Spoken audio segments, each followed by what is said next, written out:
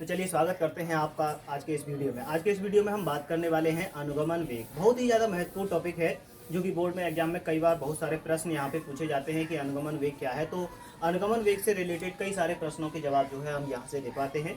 तो इसके लिए क्या है कि हमें यहाँ पे समझना होगा कि अनुगमन वेग क्या है। तो चलिए समझते हैं कि अनुगमन वेग क्या होगा। तो अनुगमन वेग क्या है कि यहाँ जैसा कि चित्र में दिखाया गया है कि क्या है, कोई भी धात्विक चालक होता है और अगर उस धात्विक चालक में हम एक बैटरी लगा देते हैं तो यहाँ पे जूम करके दिखाया हुआ है काफी। और धात्विक चालकों में जो विद्युत धारा का प्रवाह होता है वो किसके कारण होता है? मुक्त इलेक्ट्रॉनों के कारण होता है। इतना तो आप जानते हैं ना, मुक्त इलेक्ट्रॉनों के कारण होता है, इतना तो आप जानते ही हैं। तो मुक्त इलेक्ट्रॉनों के कारण होता है।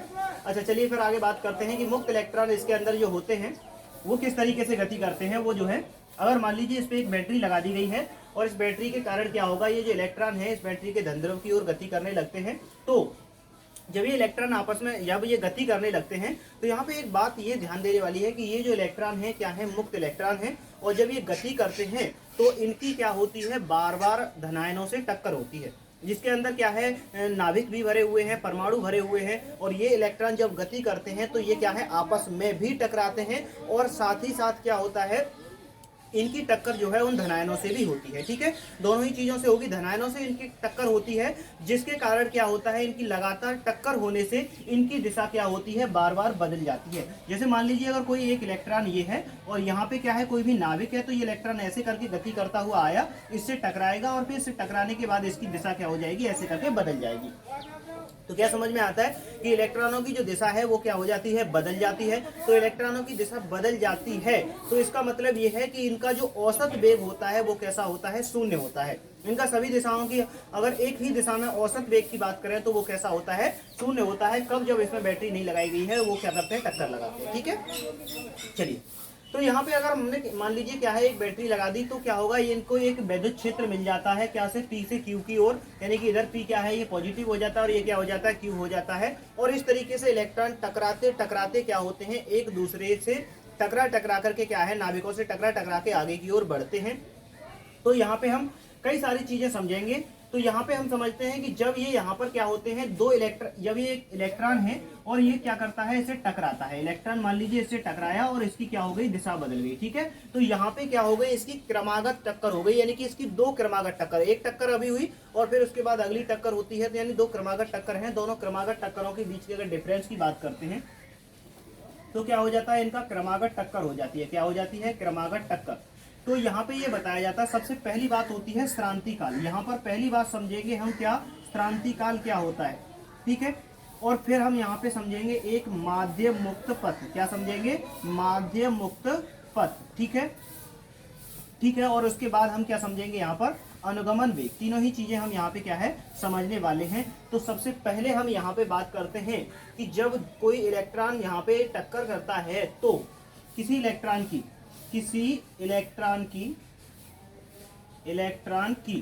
दो क्रमागत टक्करों, किसी इलेक्ट्रॉन की दो क्रमागत टक्करों के बीच, टक्करों के बीच चली गई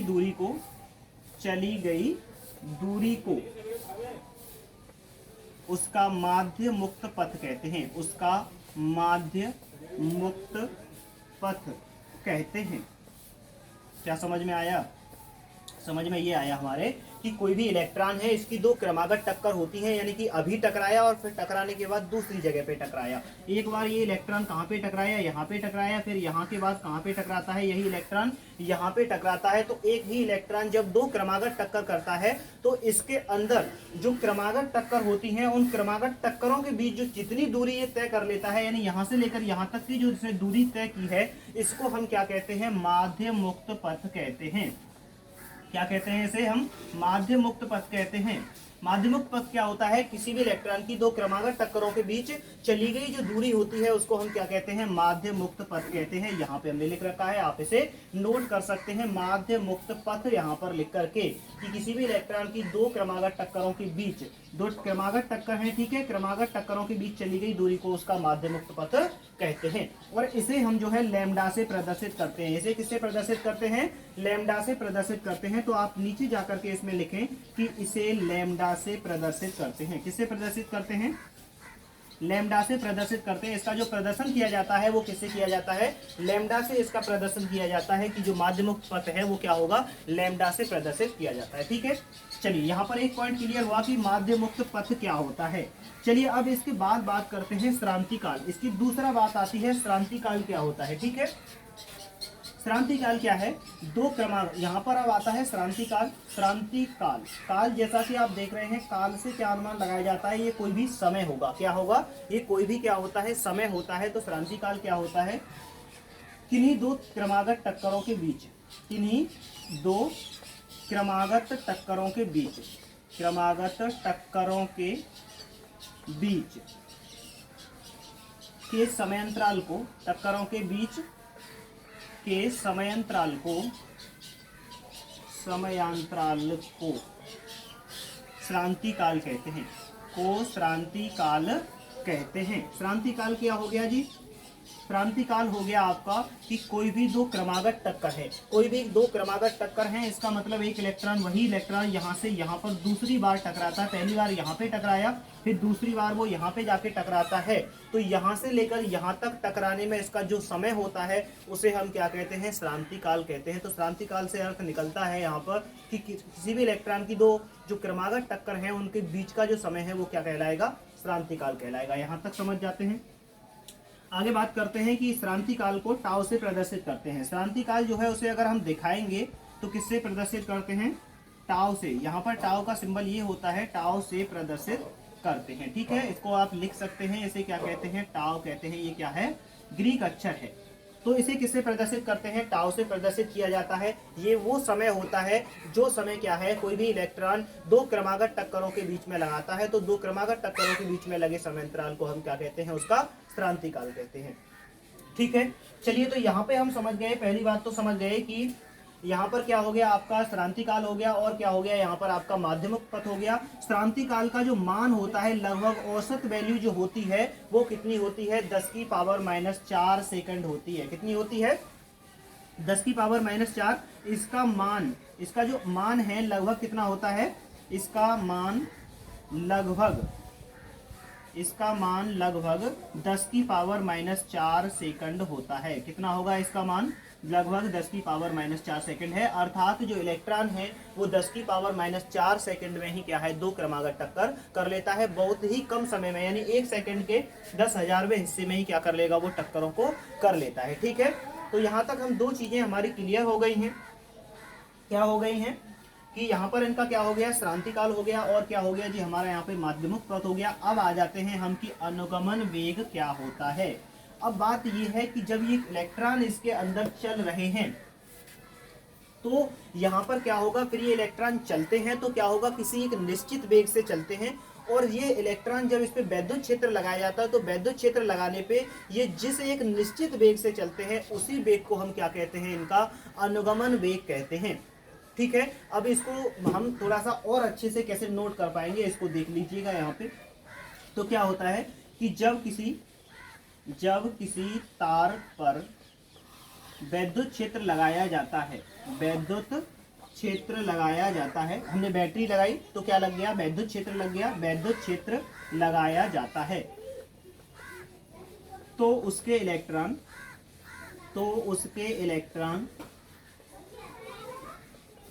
त्वरित होने लगते हैं। उसके इलेक्ट्रॉन क्या करने लगेंगे? त्वरित होने लगते हैं। त्वरित होने का मतलब है कि जब उस पे हमने होने लगते हैं, त्वरित होने का मतलब है जब हमने उस पे वैद्युत क्षेत्र लगा दिया है तो वो क्या करेंगे? किसी भी स्पीड से आगे की ओर बढ़ते हैं। और जब कोई चीज बढ़ती है और उस पे लगातार बल लग रहा हो, वैद्युत बल लग रहा हो, तो उसके वेग में क्या होती जाती है? वृद्धि। और वेग में जब वृद्धि होती है तो कहते हैं इसका क्या हो रहा है? त्वरण हो रहा है, ये त्वरित हो रहे हैं। तो इलेक्ट्रॉन क्या होते हैं? त्वरित होने लगते हैं। लेकिन आपसी टक्करों की वजह से, यहाँ पे क्या होता है? लेकिन टक्करों की वजह से यहाँ पर क्या होगा? टक्करों की वजह से यह वैद्युत क्षेत्र इन इलेक्ट्रॉनों को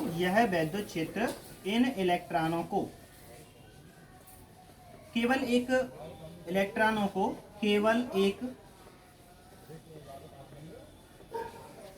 क्या करेगा, एक अल्प निश्चित वेग ही दे पाता है। लेकिन ये वैद्युत क्षेत्र होता है वो क्या करता है, इन इलेक्ट्रॉनों को केवल एक अल्प का मतलब थोड़ा सा ही, छोटा सा ही और निश्चित वेग दे पाता है। क्या कर पाता है, वेग दे पाता है। अर्थात जो इलेक्ट्रॉन है वो क्या होते हैं, अर्थात इलेक्ट्रॉन एक निश्चित अल्प वेग से गति करते हैं। क्या करेंगे, निश्चित अल्प वेग से गति करते हैं। इसे अनुगमन वेग कहते हैं। इसे क्या कहते हैं हम, इसे ही अनुगमन वेग कहते हैं। यानी जिस अल्प वेग से ये गति कर रहे हैं उसी को हम क्या कहते हैं, अनुगमन वेग कहते हैं। अनुगमन वेग आप समझ गए। अनुगमन वेग क्या होता है, यहाँ पर ये तार की लंबाई की दिशा में क्या होता है, एक छोटा सा वेग ही इसको क्या है, दे पाते हैं, और इसी को हम क्या कहते हैं, अनुगमन वेग कहते हैं। ऐसा नहीं है कि जो इलेक्ट्रॉन है वो बहुत फास्ट स्पीड से चलते हैं, बहुत अल्प स्पीड से चलते हैं, इतना ज़्यादा तेज भी नहीं चलते हैं, और क्या होता है, ज़्यादा धीमे भी नहीं। यानी कि ऐसा नहीं कि बहुत स्पीड से लगातार चले जा रहे हैं तो बहुत ज़्यादा स्पीड से, ऐसा क्योंकि जो विद्युत धारा का प्रवाह है वो इलेक्ट्रॉनों से होता है। तो ऐसा बिल्कुल नहीं है कि जो इलेक्ट्रॉन है वो पावर हाउस से बह करके हमारे घर तक आ रहे हैं, बिल्कुल भी नहीं है। बस इतना है कि इलेक्ट्रॉन अगर किसी भी तार में खिसकते हैं तो वहाँ पर विद्युत धारा का प्रवाह होता है, आवेश का संचालन होता है। ठीक है, तो इसे हम क्या कहते हैं, अनुगमन वेग कहते हैं, और इसे Vd से प्रदर्शित करते हैं। और इसे Vd यानी V यहाँ पर क्या होगा, 22 नंबर वाला है, और ये छोटा v है, यहाँ पर कौन सा है, छोटा वाला v है, यानी स्मॉल v बनाएंगे 22 नंबर वाला, और इसके सफिक्स में क्या लगाते हैं, d लगाते हैं। तो इसे किससे प्रदर्शित करते हैं, Vd से प्रदर्शित करते हैं। इसको किससे प्रदर्शित करेंगे जी आप, Vd से प्रदर्शित करेंगे। ठीक है, इसे किससे प्रदर्शित करते हैं, Vd से प्रदर्शित करते हैं। आप इसे नोट कर लीजिए, इसमें कुछ नहीं है। जब किसी तार पर वैद्युत क्षेत्र लगाया जाता है तो उसके इलेक्ट्रॉन त्वरित होने लगते हैं, लेकिन टक्करों की वजह से वैद्युत क्षेत्र इन इलेक्ट्रॉनों को केवल एक अल्प निश्चित वेग ही दे पाता है। अर्थात इलेक्ट्रॉन एक निश्चित वेग से गति करते हैं, और इसे ही हम क्या कहते हैं, अनुगमन वेग कहते हैं। और इसे किससे प्रदर्शित किया जाता है, Vd से प्रदर्शित किया जाता है। ये था अनुगमन वेग। तो अनुगमन वेग यहाँ पर आप डेफिनेशन लिख देंगे उसका, और क्या कर देंगे, यहाँ पे क्रांति काल भी बता देंगे और माध्य मुक्त पथ भी बता देंगे। ठीक है, अब बात इससे आगे की बढ़ती है कि हम आगे जो है इसमें अब क्या पढ़ने वाले हैं। अभी हम समझने वाले हैं विद्युत धारा और अनुगमन वेग में संबंध, कि विद्युत धारा और अनुगमन वेग जो है वो एक दूसरे से किस तरीके से संबंधित है। यही चीज़ क्या है, कई बार पूछी जाती है कि विद्युत धारा और अनुगमन वेग में क्या संबंध होता है, और इस पर एक दो क्या है न्यूमेरिकल भी हम कर लेंगे, अगर इसी वीडियो का लेंथ अगर लंबा नहीं होता है तो। विद्युत धारा और अनुगमन वेग में संबंध की बात की जाती है तो यहाँ पे ये बताया जा रहा है, यहाँ पे जो लिखा हुआ है उसका एक बार आप पॉज करके नोट कर लें ताकि अच्छा समझ में आएगा। अब यहाँ पे ये बताया गया है कि विद्युत धारा तथा अनुगमन वेग में संबंध क्या है। तो इसके लिए क्या लिखा हुआ है, माना एक समान परिच्छेद क्षेत्रफल a व लंबाई l का तार है। यहाँ पर क्या लिया गया है, एक तार लिया गया है, और वो भी कैसा है, एक समान परिच्छेद क्षेत्रफल और लंबाई l का क्या है, तार है। और इसके सिरों पर P व Q के बीच में, ये जो तार हमने लिया है इसके सिरे क्या है, P और Q के बीच में एक बैटरी द्वारा विभवांतर B लगाया गया है। यहाँ पर क्या है, विभवांतर B की क्या लगा दी गई है, एक बैटरी लगा दी गई है। तो उसके प्रत्येक बिंदु पर विद्युत विभव उत्पन्न हो जाता है, यानी कि वहां पर क्या हो जाता है, विद्युत विभव उत्पन्न हो जाता है, जिसके कारण क्या होता है, वहां पर विद्युत क्षेत्र उत्पन्न हो जाता है। ठीक है, यहाँ पर क्या होगा, एक विद्युत क्षेत्र उत्पन्न हो जाएगा। ठीक है, विद्युत क्षेत्र उत्पन्न हो जाएगा। तो यहाँ पर विद्युत क्षेत्र जो उत्पन्न होगा उसका मान कितना होता है, E बराबर V/L। ये हम जानते हैं कि विद्युत क्षेत्र और जो विद्युत विभवांतर है उसमें क्या संबंध होता है, E बराबर V/L का संबंध होता है। ठीक है, नई लाइन से देखते हैं, इसमें लिखा हुआ है, इस तार में विद्युत धारा प्रवाहित करने पर इलेक्ट्रॉन वैद्युत क्षेत्र की विपरीत दिशा में चलने लगते हैं। अगर इसमें हम वैद्युत क्षेत्र लगाते हैं तो इलेक्ट्रॉन कहाँ होते हैं, ऐसे वैद्युत क्षेत्र की विपरीत दिशा में चलने लगते हैं। इलेक्ट्रॉन किधर चल रहे हैं, इधर, और वैद्युत क्षेत्र की जो दिशा है वो किधर है, इधर। यानी वैद्युत क्षेत्र की दिशा होती है प्लस से माइनस की ओर, और इलेक्ट्रॉन चलते हैं माइनस से प्लस की ओर, ऐसा चलते हैं, वैद्युत क्षेत्र की दिशा में चलने लगते हैं। नई लाइन से यहाँ देखते हैं कि माना कि t समय में तार में Q आवेश प्रवाहित होता है। माना कि क्या है, यहाँ पर t समय है, और इस t समय में तार में कितना आवेश प्रवाहित हो रहा है, Q आवेश प्रवाहित हो रहा है। तो तार में प्रवाहित धारा, तो तार में कितनी धारा प्रवाहित होगी, वो प्रवाहित होती है I बराबर Q/T, क्योंकि धारा जो होती है वो क्या होती है, I बराबर Q/T होती है। तो यहाँ पर तीन बातें हुई। पहली बात में हमने उस चित्र के बारे में बताया, जिसमें बताया E जो वैद्युत क्षेत्र जो बनता है वो क्या होता है, E बराबर V/L। और फिर आगे इस तार में विद्युत धारा प्रवाहित करने पर इलेक्ट्रॉन विद्युत क्षेत्र के विपरीत दिशा में चलने लगते हैं। अगर इस तार में क्या करते हैं, विद्युत धारा प्रवाहित करते हैं तो इलेक्ट्रॉन विपरीत दिशा में चलेंगे। और माना कि टी समय में तार में क्या होता है, क्यू आवेश प्रवाहित होता है, तो आई बराबर क्या हो गया, क्यू बटे टी हो गया। तो क्या हो जाता है, आई बराबर क्यू बटे टी। ठीक है, फिर आगे हमने कहा कि मान लीजिए कि टी समय में प्रत्येक इलेक्ट्रॉन द्वारा तय की गई दूरी, यानी आई बराबर क्यू बटे टी हो रहा है, तो टी समय में जो इलेक्ट्रॉन है, प्रत्येक जो इलेक्ट्रॉन है वो कितनी दूरी तय कर लेगा उसे समझते हैं। तो टी समय में प्रत्येक इलेक्ट्रॉन द्वारा तय की गई दूरी हम जानते हैं, दूरी बराबर क्या होता है, चाल गुणा समय होता है। दूरी बराबर क्या होता है, चाल गुणा समय। तो दूरी मान लीजिए कितनी है, एल है। क्यों एल है, क्योंकि तार की जो लंबाई है टोटल हमने कितनी मानी है, एल लंबाई मानी है। यहाँ से लेकर यहाँ तक की तार की जो लंबाई है वो कितनी है, एल है।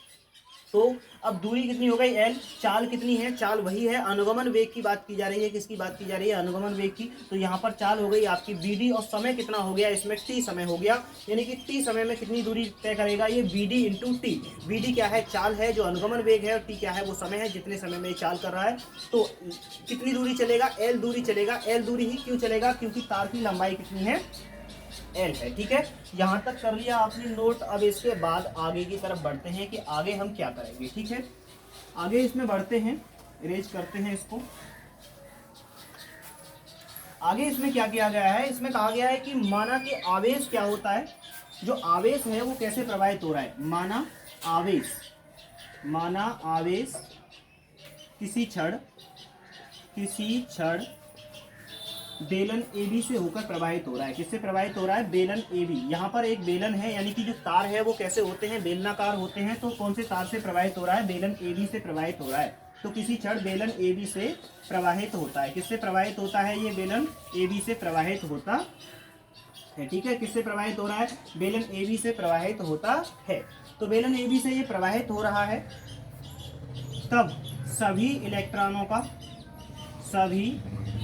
इलेक्ट्रॉनों पर जो सभी इलेक्ट्रॉन हैं उन पर क्या होगा, समान आवेश होगा। सभी इलेक्ट्रॉनों पर समान आवेश होता है। जितने भी इलेक्ट्रॉन इस बेलन के अंदर है उन सब पर क्या होता है, समान आवेश होगा, क्योंकि प्रत्येक इलेक्ट्रॉन पे क्या होगा, समान आवेश होगा। अब इसके बाद हम जस्ट एक अच्छी सी लाइन लिखते हैं जो क्या करेगी, इस पूरे कंसेप्ट को क्लियर करती है।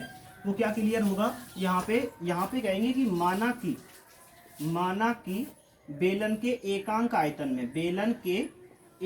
आयतन में, कितने आयतन में, एकांक, यानी कि जो 1 मीटर स्क्वायर या 1 सेंटीमीटर स्क्वायर जो इसका आयतन है, उसमें माना कि बेलन के एकांक आयतन में इलेक्ट्रॉनों की संख्या है। एकांक आयतन में इलेक्ट्रॉनों की संख्या कितनी है एकांक आयतन में, वो है आपकी स्मॉल n है। कितनी है, स्मॉल n है। तो माना कि बेलन के एकांक आयतन में इलेक्ट्रॉनों की संख्या कितनी है, स्मॉल n है। तब संपूर्ण बेलन में इलेक्ट्रॉनों की संख्या, संपूर्ण बेलन में इलेक्ट्रॉनों की संख्या, यानी कि उसमें जो एकांक आयतन है उसमें तो इलेक्ट्रॉन कितने हैं, स्मॉल n है। तो पूरे के पूरे बेलन में कितने इलेक्ट्रॉन होंगे, इस बात की गई है। ठीक है, उसके एकांक आयतन में कितने इलेक्ट्रॉन हैं, स्मॉल n है। तो पूरे उसके जो बेलन है उसमें कितने इलेक्ट्रॉन होंगे, वो मान लिया हमने कितने होंगे, कैपिटल N होंगे। तो हम क्या करेंगे, एकांक आयतन में तो स्मॉल n है, और उसमें हम गुणा कर देंगे किसका, बेलन का आयतन, यानी कि बेलन के आयतन की गुणा उसमें कर देंगे। ठीक है, बेलन के आयतन की जब हम उसमें गुणा कर देंगे तो फिर क्या होगा, यहाँ पर ये होगा कि एकांक आयतन में इतने हैं, बेलन के आयतन की गुणा कर दोगे तो क्या निकल आएंगे, संपूर्ण इलेक्ट्रॉन पूरे बेलन में कितने इलेक्ट्रॉन है वो निकल आएंगे।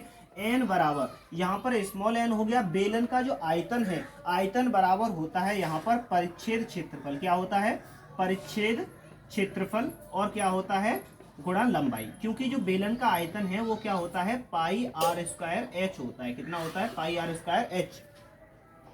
तो पाई r स्क्वायर h है बेलन का आयतन, तो इसका मतलब है पाई r स्क्वायर क्या हो गया, उसका परिच्छेद क्षेत्रफल हो गया। जो उसके आधार बने हुए हैं, गोल वृत्ताकार जो आधार हैं, उनका क्षेत्रफल कितना हो जाता है, पाई r स्क्वायर, और h क्या हो जाती है, उस बेलन की लंबाई हो जाती है। तो परिच्छेद क्षेत्रफल, ठीक है, क्या है, परिच्छेद क्षेत्रफल है, और गुणा में क्या है, लंबाई है। तो कैपिटल N बराबर यहाँ पे निकलेगा n गुणा परिच्छेद क्षेत्रफल कितना मान के चले थे हम, a मान करके चले थे। क्या मान के चले थे, a। और लंबाई कितनी मान के चले थे इसकी, हम L मान के चले थे। कितनी मान के चले थे, L।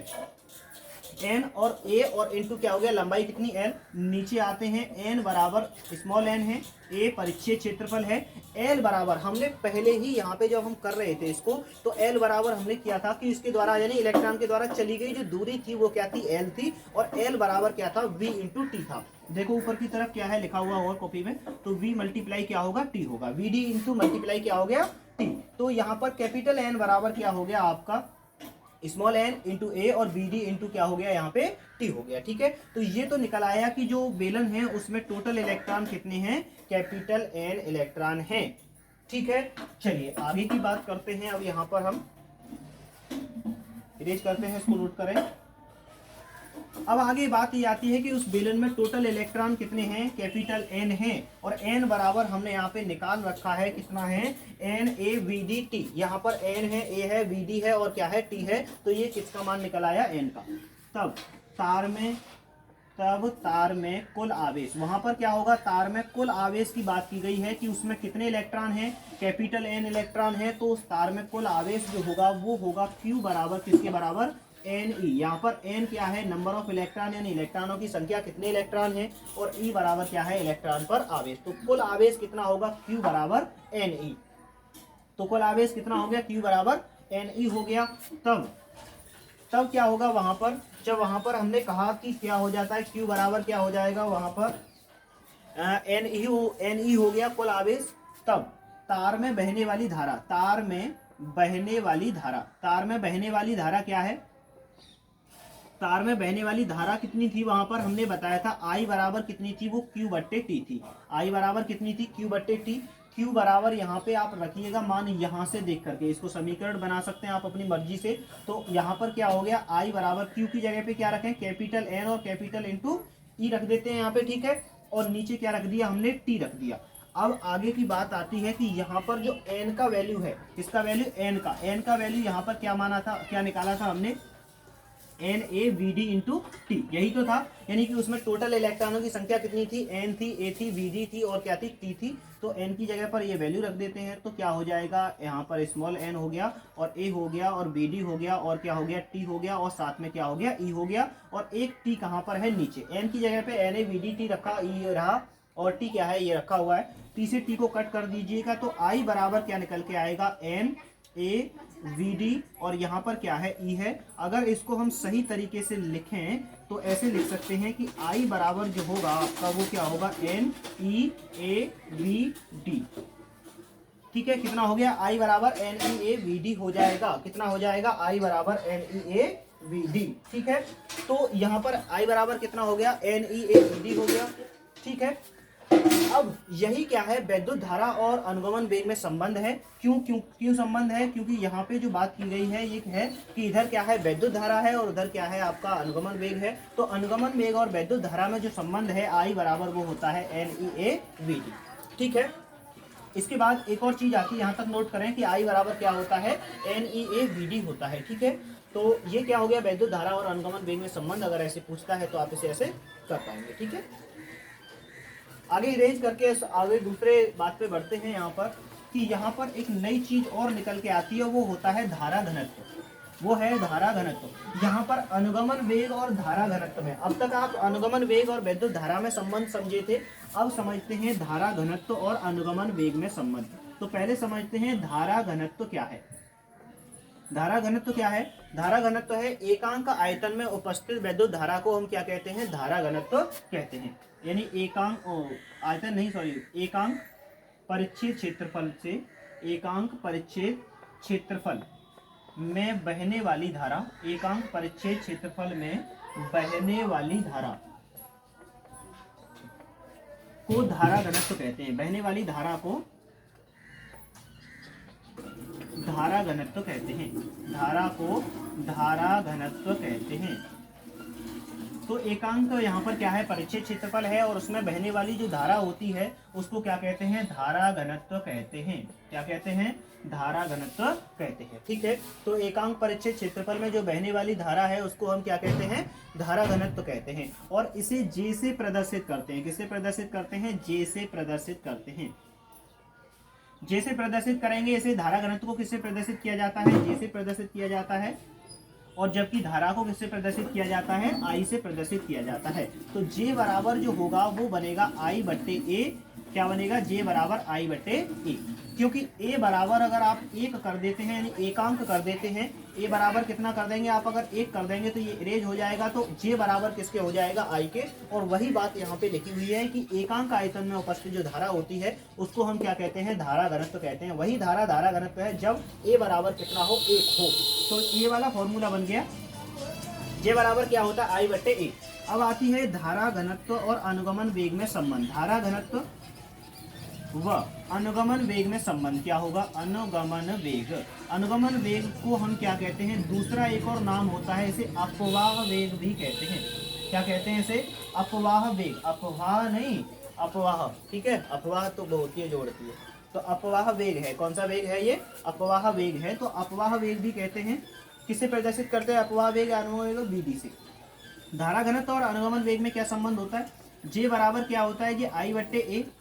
आई बराबर अभी अभी हमने क्या निकाला है, N E A V D, क्या निकाला हमने, आई बराबर अभी अभी N E A V D, क्योंकि आई बराबर क्या होता है, N E A V D होता है। अगर आप एग्जाम में लिखें तो इसको क्या है, सामने की तरफ ऐसे करके साथ साथ दिखाते हैं, क्योंकि बीचों बीच कॉपी में हम जब अपना डेरिवेशन या जो भी चीज़ कर रहे होते हैं तो राइट साइड में जो जगह बचती है, काफ़ी लंबी कॉपी होती है, तो वहाँ पे उसे लिखा जाता है, ताकि इससे अच्छा इंप्रेशन पड़ता है और साथ ही साथ चीज़ें क्लियर होती हैं। ये भी पता चलता है कि जो स्टूडेंट है, जो कॉपी लिखने वाला है, उसको अच्छी चीज़ें की जानकारी है, वो संपूर्ण तरीके से व्याख्या कर पा रहा है। डायरेक्ट ऐसे नहीं कि लिया और ऐसे करे जा रहे हैं, ऐसे नहीं करना है, बल्कि क्या है, साथ साथ जो भी चीज़ें हैं उनको भी एक्सप्लेन करते रहना है। तो आई बराबर क्या हो गया, N E A B D हो गया, और नीचे क्या हो गया, ए हो गया। ए से ए को क्या कर दो, कट कर दो, और जे बराबर क्या हो जाएगा, एन ई वी डी हो गया। क्या हो गया, जे बराबर एन ई वी डी। और यही क्या होता है, धारा घनत्व और किसमें, यहाँ पे धारा घनत्व हो गया, यहाँ पे क्या हो गया, अनुगमन वेग हो गया। तो धारा घनत्व और अनुगमन वेग में यही संबंध है,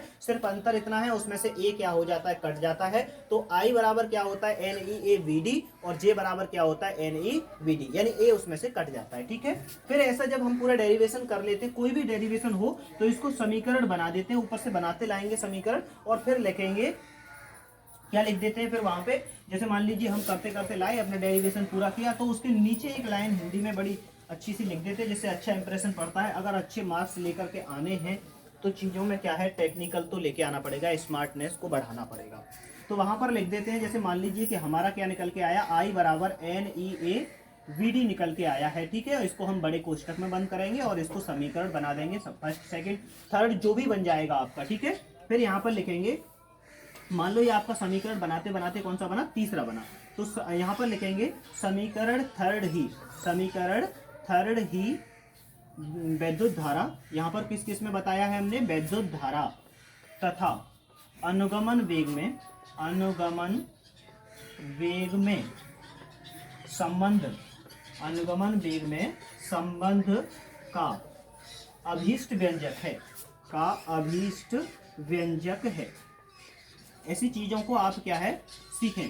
ऐसी चीज़ों को जब हम सीखेंगे तो क्या होगा, हम अच्छा इंप्रेशन वहाँ पे जमा सकते हैं, अच्छी तरीके से बता सकते हैं। तो वहाँ लगता है कि ये कॉपी क्या है, एकदम से सही तरीके से लिखी हुई है, हैंड राइटिंग तो अच्छी है ही है आपकी। तो फिर क्या होगा, यहाँ पे समीकरण थर्ड ही क्या है, वैद्युत धारा तथा अनुगमन वेग में संबंध का अभीष्ट व्यंजक है। जैसे मॉडल में लिखा रहता है, वहाँ पे राइट साइड में क्या है, चित्र बनाया जाता है इधर की दिशा में, और इधर की दिशा में क्या होती है, थ्योरी लिखी जाती है। और डेरिवेशन को कॉपी के ऐसे करके बिल्कुल बीचों बीच पार्ट में लिखेंगे। बाकी बहुत सारी चीज़ें हैं जो भी बताएंगे, लेकिन फिर भी डेरिवेशन बीचों बीच में। और जो चीज़ें हम टेक्निकल वहाँ पे लिखते हैं, जैसे जिस भी चीज़ का यूज कर रहे हैं, जैसे बेलन का आयतन है, तो यहाँ पे आप जल्दी जल्दी क्या है, बेलन का आयतन बराबर क्या है, यहाँ पे पाई आर स्क्वायर है लिखेंगे। ठीक है, जो भी चीज़ का यूज करते हैं वो सारी चीज़ें क्या है यहाँ पे लिखेंगे। तो ये था हमारा कि यहाँ पे जो वैद्युत धारा थी, जो अपवाह वेग था और अनुगमन वेग था, उससे रिलेटेड जो थ्योरी थी वो क्या हो चुकी है, अब खत्म हो चुकी है। अपवाह वेग क्या होता है, अपवाह वेग होता है कि अगर किसी भी तार पर या किसी भी चालक पर जब विद्युत क्षेत्र लगाया जाता है तो उसमें उपस्थित इलेक्ट्रॉन एक निश्चित वेग से क्या करने लगते हैं, गति करने लगते हैं। और ये जो निश्चित अल्प वेग है, इसी को हम अनुगमन वेग कहते हैं। और दो क्रमागत टक्करों के बीच का जो समय है वो श्रांति काल, और जो दो क्रमागत टक्करों के बीच में चली गई दूरी है वो माध्यमिक पथ है, जिसे हम लैम्डा से प्रदर्शित करते हैं। श्रांति काल को हम टाउ से प्रदर्शित करते हैं। और जो आपका अनुगमन वेग है उसे हम बीडी से प्रदर्शित करते हैं। और वैद्युत धारा और अनुगमन वेग में जो संबंध था वो था एन आई बराबर N E A V D. ठीक है, चलिए अब एक न्यूमेरिकल करते हैं। इसी अफवाह वेग पर आधारित एक न्यूमेरिकल यहाँ लिखा हुआ है। एक तांबे के तार में 1 एम्पियर विद्युत धारा प्रवाहित हो रही है। यदि तार के परिच्छेद का अनुप्रस्थ परिच्छेद का क्षेत्रफल 0.1 सेंटीमीटर स्क्वायर है तो उसमें उपस्थित इलेक्ट्रॉनों का अनुगमन वेग ज्ञात कीजिए। और तार में 1 सेंटीमीटर क्यूब में उपस्थित इलेक्ट्रॉनों की संख्या 8 गुणा 10 की पावर 22 है। यहाँ पर तार में उपस्थित मुक्त इलेक्ट्रॉनों की संख्या बताई गई है, धारा बताई गई है और तार का अनुप्रस्थ परिच्छेद क्षेत्रफल बताया गया है और आपसे अनुगमन वेग पूछा गया है। आप इसे नोट कर लें। कर लिया। चलो फिर अब यहाँ पे करते हैं इसका सॉल्यूशन कैसे करेंगे इसको। सबसे पहले हम इसमें देखते हैं क्या क्या दिया है। हमें दिया है आई बराबर 1 एम्पियर। आई बराबर कितना दिया है 1 एम्पियर, जैसा हम कर रहे हैं वैसा ही। ठीक है, यह तार के परिच्छेद का अनुप्रस्थ जो यहाँ पे क्षेत्रफल जो दिया गया है ए बराबर वो कितना दिया गया है 0.01 सेंटीमीटर स्क्वायर। देखो यहाँ सेंटीमीटर स्क्वायर में लगाना तो है नहीं ना, मीटर स्क्वायर में लगाना है आपको, क्योंकि ऐसा ही सिस्टम में चल रहे हैं। तो यहाँ पर क्या करें हम, यहाँ पर 0.01 है, कितना है ये 0.01। तो अब ये क्या है सेंटीमीटर स्क्वायर है, ये क्षेत्रफल है। जब लंबाई को सेंटीमीटर जो लंबाई है उसको अगर मीटर में चेंज करते हैं तो हम 100 से डिवाइड कर देंगे उसमें, अगर लंबाई है तो। अब इसमें क्या है लंबाई भी है और चौड़ाई भी है, क्योंकि ये एरिया है, क्षेत्रफल है, लंबाई चौड़ाई दोनों हो गई इसमें। तो 2 बार इसमें क्या करना होगा, हमें डिवाइड करना होगा। तो इसके नीचे क्या कर देते हैं हम 100 का एक बार भाग और एक बार 100 का भाग, यानी एक बार लंबाई को और एक बार चौड़ाई को चेंज करता है। तो याद रखें कि जब भी क्षेत्रफल को हम चेंज करते हैं तो वहां पर 2 बार 100 से, और अगर हम आयतन को चेंज करते हैं तो 100 बार कितने से 3 बार 100 से भाग लगाया जाता है। अर्थात यहाँ पे 10 की पावर कितना कर देंगे हम 4 कर देंगे। ठीक है, तो यहाँ पे क्या हो गया, ये हो गया 0.01 बटे क्या हो गया 10 की पावर 4। इस पावर को ऊपर ले जाओ तो ये क्या हो जाएगा 0.01 गुणा 10 की पावर कितना -4।